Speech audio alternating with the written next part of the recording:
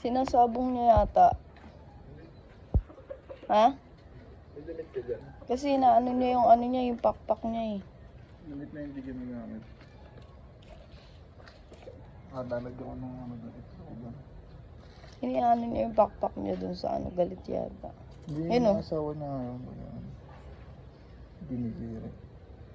Naglagay ako dun na parang sakaling hindi naman natin alam kung kailan naman yung ganyan. Naka-ready. Sa ako lang pwede naman. Pag nalagay na damit.